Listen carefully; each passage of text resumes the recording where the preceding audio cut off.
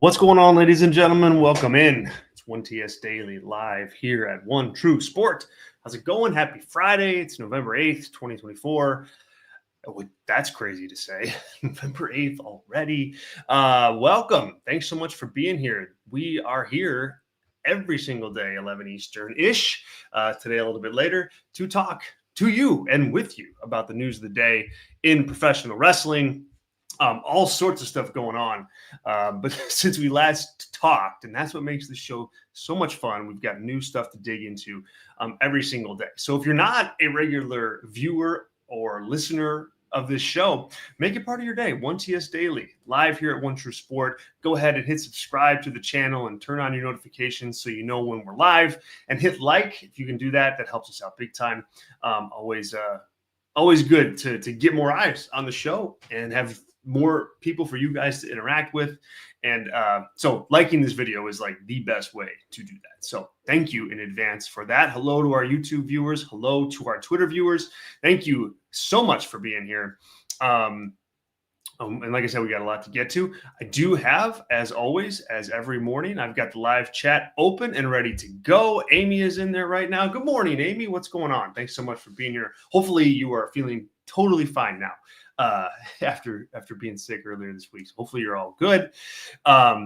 If you are in the live chat and you're watching today and you're like, hey, Zach, I want you to talk about this, or can you answer this question? Or, hey, I don't like your opinion on that. Drop it in here. Drop it in here. That's the best way to do it. And that really makes the show, man, it's a blast. It's an absolute blast when that happens, because we can talk about tons of new topics, get some new opinions on the show, and I love that. I love that. And what's what makes this show so much fun on a regular basis. Amy giving the thumbs up, confirming that she's all good. That's good. It's good. Better to go into the weekend feeling good than the other way. So glad to hear that, Amy. I do have super chats enabled as well, you guys. So if you want to make sure that your topic gets answered, or you want to make sure your question gets answered, drop it in the super chats. If you can make a contribution of any amount, that definitely helps us out. And we'll keep an eye on that. And if you're able to do that, we'll make sure to get to that before the end of the show, before the end of our 30 minutes is up here. Cool.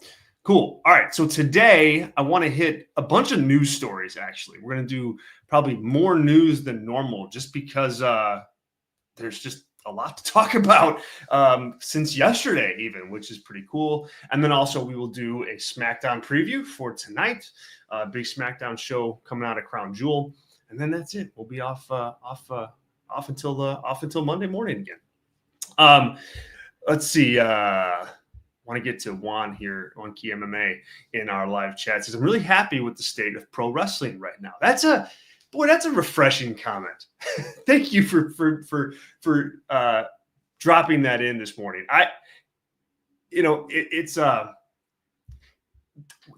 That opinion, I think, is probably, a common one amongst wrestling fans, but you wouldn't know it by some of the Discord. But there's a lot happening that's really good in pro wrestling across the board. I mean, and it's not all good, and we talk about it and we analyze it and we break it down and we do everything, and we cover the business the way we should. But I mean, it is interesting top to bottom. I mean, you've got, WWE humming along, NXT, big number this week. We'll talk about that big win this week. We'll talk about that in a minute. AEW, new television deal, trying to hang on with some storylines, but some key talent in there doing their thing. So it is a fascinating time. You got New Japan that has a big show this weekend. Obviously, all the indies that are going to run, Impact Wrestling or TNA, kind of humming along nicely as well with a pretty good show yesterday. So yeah, it is refreshing to hear a comment like that. So good start to the show. I appreciate that. Okay. Let's get into some news here, and let's talk the war of Wednesday night. AEW versus NXT head to head once again after a couple of years of that being like our regular Wednesday. We're back at it this week with NXT moving to Wednesday nights because of the election on Tuesday nights. So you had like a true head-to-head battle. Now, they had an hour of their shows cross a couple weeks ago during the MLB playoffs, where AEW Dynamite was preempted and moved to Tuesday. So moved a day earlier than it normally is to compete with NXT for only 1 hour. And NXT like really whomped them. I mean, whomped them badly, really badly. That was the first show for NXT on the CW network. CM Punk was on the show. Like, it was just like they almost had no chance. But it was a whomping. And the numbers this week, not as bad, but not good for AEW Dynamite. So they lose again. Dynamite averaged 523,000 viewers, 0.16 rating in the key 18 to 49 demographic. NXT beats him by almost 100,000, 619,000 viewers. Beats him in the demo as well with a 0.17 rating in the demo. So yeah, not great if you're AEW Dynamite. Both shows, I want to say, impacted certainly by kind of just the world news of the election. A lot of people watching news coverage on Wednesday night, I'm sure. So that impacted both. And of course, them both running on the same night impacted both, because you're going to have folks watching one or the other when maybe they would ordinarily watch both. So, that's the reality. That's the context that you need around the numbers. But the bottom line is not good for AEW to lose by 100,000 to NXT. And an NXT product that, yes, was, in the ECW arena. So they had kind of like that unique look to it, and a lot of energy. They had some ECW nostalgia acts there for that show, but they didn't have this time, the main roster acts. There was no CM Punk on the show. You weren't doing like any kind of Randy Orton matches.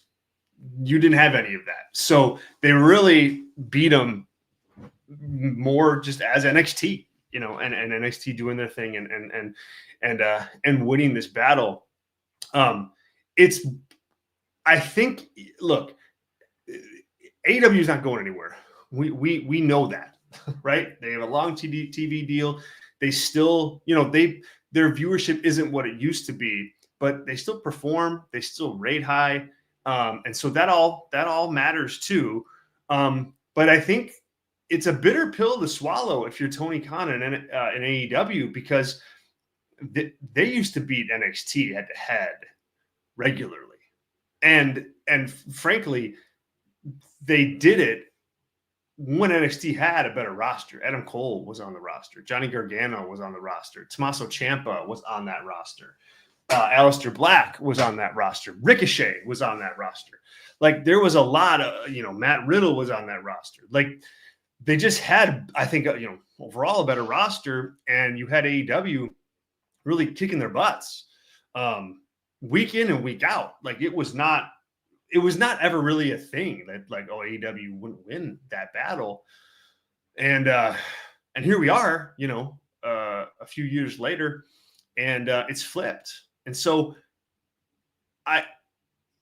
to me, it's more of just like a state of the product than it is like who had the better show, and even who has the better show on a regular basis.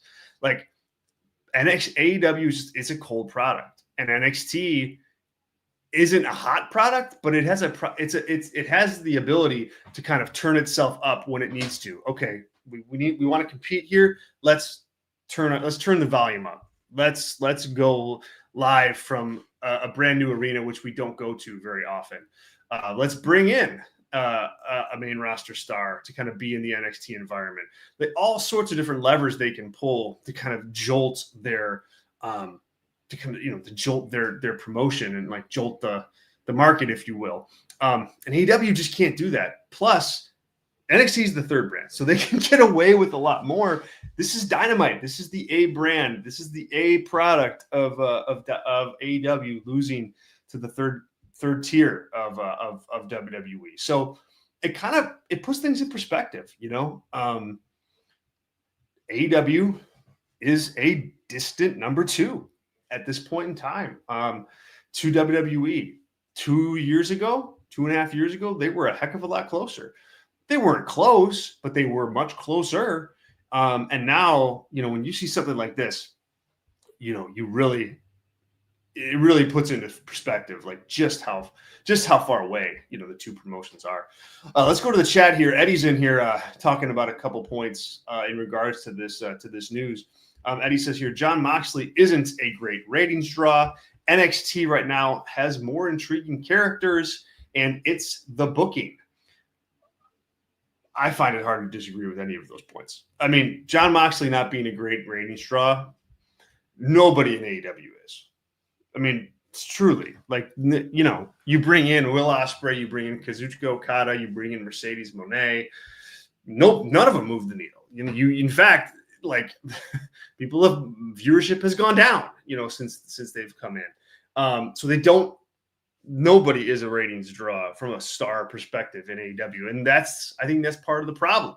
And I think that is part of the booking that Eddie brings up here. That it's the booking. You have to find ways to make your talent seem like stars. And that means doing things that you may not want to do. Like, yes, I know you want to have great matches on your show all the time, but maybe you can't do that with Okada every time. Maybe you have to work on presenting him as a big time star first, and then the good matches come later.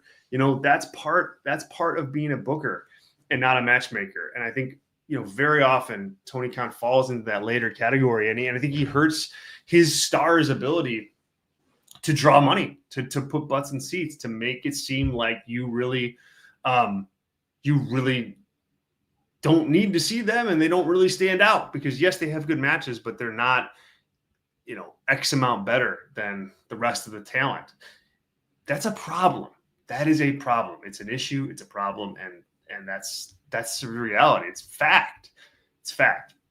And he's got a good question here. He says, Zach, do you think MJF's momentum was hurt by his ill-fated babyface run? Oh, absolutely. Absolutely it was. And not just his babyface run, but you can go back and pinpoint a lot of this ratings downturn to right around that time where he turned babyface and he started doing the silly stuff with Adam Cole. The proof's in the pudding, the proof's in the numbers, it's in the data. That's a reality where you had that happen. And so absolutely it hurt a lot of momentum. It hurt the company's momentum. I totally neutered MJF from what he brought to the table as a star, right? He just lost a lot of that sizzle and hasn't gained it back since. There was an edginess. There was kind of this protected MJF character that you never really saw act differently, where it's like, that's the genuine MJF. That's the guy. That's him. But you shed that on purpose when you did the babyface turn and the silly stuff with Adam Cole. So yeah, absolutely it did. And he's still trying to get back to this day. He's still working to get that thing back. So yeah, good question, Eddie. So we'll see kind of what kind of rebound AEW has. 619,000 isn't a great number for NXT either by any means, especially given what they put into it. Again, they're bound by the same contextual issues. Big news night because of the election, and there's two wrestling shows at the same time, so you're gonna lose viewers in that position. Andrew H says here, until Adam Cole figures out his tan, it doesn't matter. He does have to figure out that tan. He's got to get it. He's got to get it figured out. I went back and we did a show yesterday for Brass Ring Media, our live show on Thursday afternoon, and we talked about this. But we talked about a lot about Adam Cole, and we broke down, tried to break down what's going on with him. Where is he missing in the ring? Why is he one step behind? And what character, just what's going on with him? And yeah, that TN, like I went back and watched and like, whew, boy, that's rough. It's rough. Christopher LeClaire is in here and he goes, happy 23rd birthday to House of Black member Julia Hart. Did not know it was her birthday, but happy birthday to Julia Hart. Hopefully she comes back soon and gets her injury sorted out. I think she's an interesting piece of the puzzle for AEW moving forward. Not somebody that's going to move the needle, but someone that's good to have on the roster. But yeah, there you go. There's the battle. We'll see if AEW can rebound. I don't think they have another head-to-head in quite some time. I don't think that it's really even on the docket at this point for them to compete again. And so that's probably a good thing. That's probably a good thing for AEW. That way they can just focus on them, do their thing, and move on. All right. This morning, Elimination Chamber was announced for Toronto in March. So this is going to be in between WrestleMania and the Royal Rumble. It's in Toronto. It's like the annual event, Elimination Chamber. And again, this is going to be the last PLE before WrestleMania. So it's gonna matter. I'm trying to figure out the Rogers Center. That's where it is. Rogers Center. So bigger stadium. They're going to need to work hard to fill this. Obviously, the Elimination Chamber matches are going to be key here, but you'd think that with a stadium like this, and an international PLE and WrestleMania around the corner, that I think you could reasonably expect some bigger stuff for this show. We'll see what kind of other singles matches they put around it, and the Elimination Chamber can sell itself, but not like the Royal Rumble can. Like I don't think it's that kind of gimmick pay-per-view. I think that there's, I don't know, it just doesn't have the same impact that Royal Rumble does. So this is they'll need to supplement with something else big on the card in order to sell this thing out. Andrew H. says another international PLE. WWE is playing all the cards right from a marketing and audience standpoint. They know these international PLEs do well. I mean, they do at this point. And it's not going to forever be that hot. And I think ticket pricing is an issue. I wrote about that for Brass Ring Media. But right now, they're clicking on all cylinders. I have no reason to think this isn't going to be a successful event for them at this point in time. If you're in the Toronto area and you are looking to go to the show, there is going to be a ticket presale. And I'll get you the date on that very quickly here. Okay, no, you can sign up. You can sign up for presale access. They don't have the date yet, but you can sign up special for presale access. You can do that right from WWE. The website, the news article. It's right on the website, WWE.com. It's also on Twitter if you're interested in going to the show. Signups for the presale are going on right darn now. There you go. Okay. Also, we had some real interesting comments from Mark Shapiro, who is the TKO COO and WWE, a part of TKO Group, along with UFC and the Pro Bull Riding Association. The comments were about Vince McMahon, and Shapiro really, I don't know. I thought he really kind of jammed Vince on this. And really kind of, I don't want to say needled him, but just said just enough to come across as, hey, I'm saying the right thing about the former leader of WWE, but at the same time, we're distancing ourselves. And I thought this was the response of a worker. Of a businessman who knows how to say the right thing at the right time, even more so than a Vince McMahon. So Shapiro was on with CNBC Sports, and he was asked about Vince McMahon and what Vince McMahon's involvement with the company is, and Shapiro confirmed that, hey, look, it's nothing. But this was the quote, and it's a bit of a long one, so I'm gonna read the whole thing. So bear with me, and then comment on it. I want to hear your thoughts in the chat. So he said, Shapiro says here, I had breakfast with him a few weeks ago just to check in.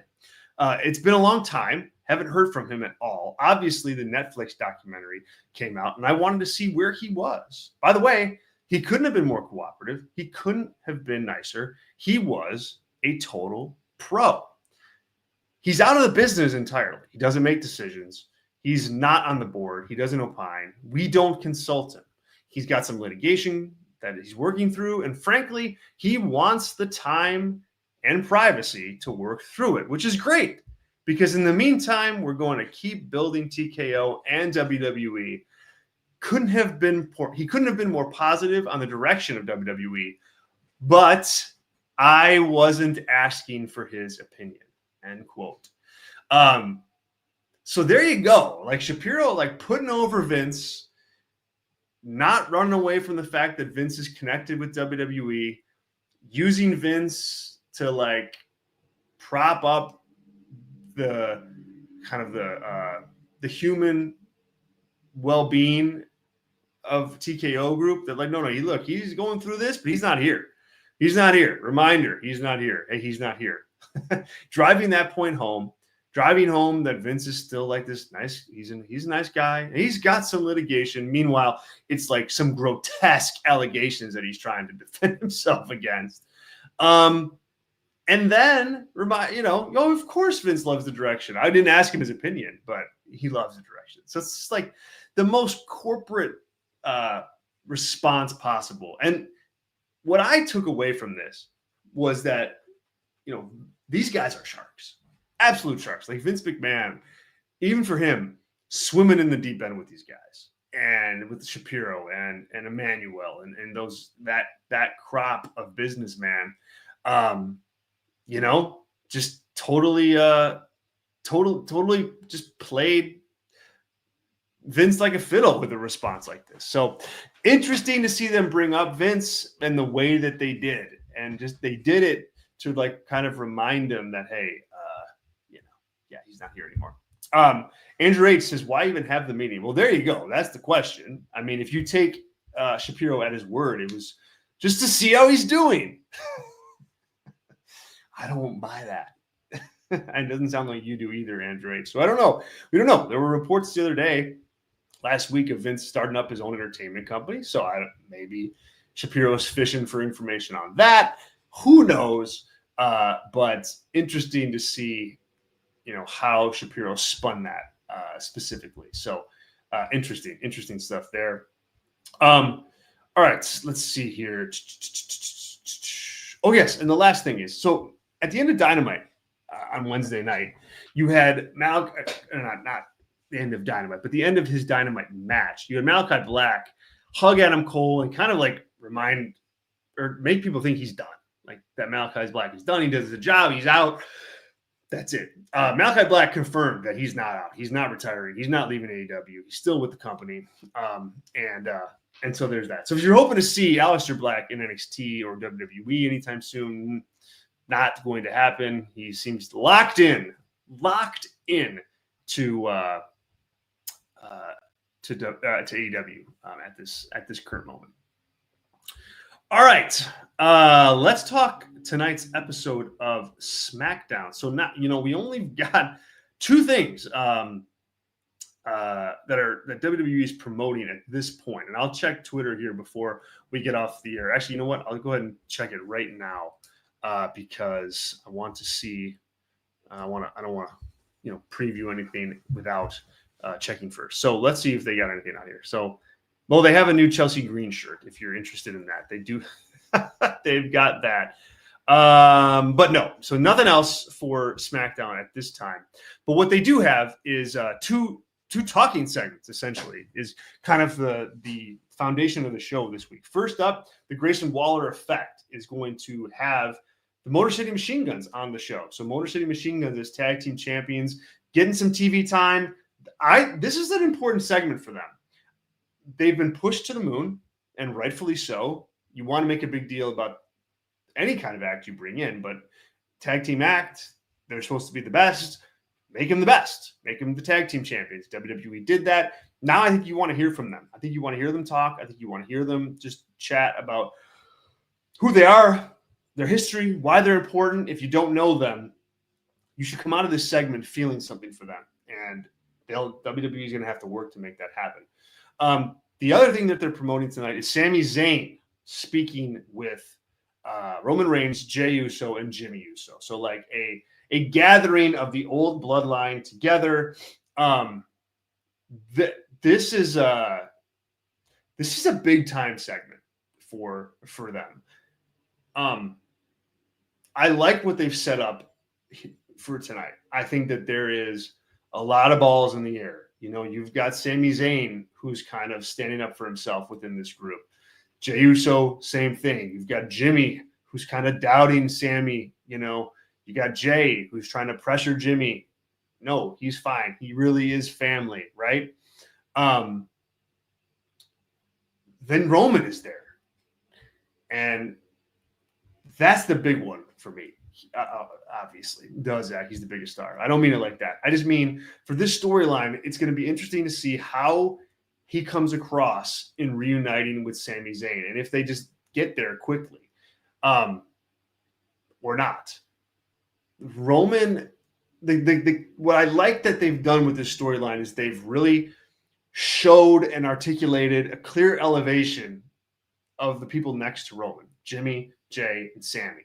And because of that, I think Roman Reigns has kind of been neutralized a bit. Like his star power has been neutralized because the game so far has been to elevate everybody else around him, show the progression that they've made. Well, now it's time for Roman, I think, to show that same progression. He's got to get to a different place. He can't be the same Roman as before. And so I think we got to see that in this promo. And I think if they do it right, they could do it in a way that elevates Roman so that the audience still knows that he's the most important and he's the best and he's the leader. Excuse me. But you can also do it in a way that doesn't come at the expense of the others. And that's key. So I'm real interested to see how they balance this out on the show this week. It's going to be fascinating how they do this. Eddie in the chat says Motor City Machines are the best tag team in the world because of how WWE has booked them. They've been great. I mean, they've been great, and WWE has put a lot behind them. I mean, a lot. Like you don't see many acts hit that main roster with that kind of oomph, but they did, and so yeah, they got to deliver. So yeah, so two really good talking segments for tonight. I'm interested to see both of them, and we'll review them and we'll talk all about them on Monday's show. So there we go. We'll leave it at that, guys. Thanks so much for joining me. Thanks for this week. It's been a weird week, and so I'm glad that I've got this show, and I'm glad that I've got you guys, and hopefully you're glad that you have the show and that you have me, and we can kind of just escape, talk wrestling, and have a good time every day at this time. So if you haven't done so already, subscribe to the One True Sport YouTube channel. Hit like on this video.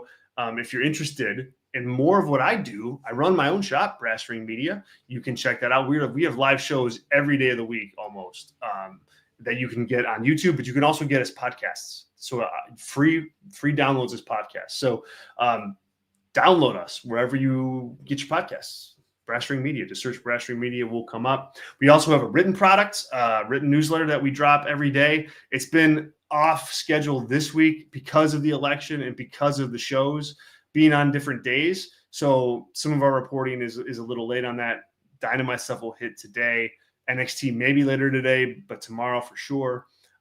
So keep that in mind. But normally we've got a regular cadence of written work on our Substack every single day that you can subscribe to for free. It's really good work from the team and myself. Not putting over myself, but it's from me and the team, and the team's work is great. So check it out for free. And if you want to learn more about Brass Ring Media, find us on Patreon. All of the free content is there.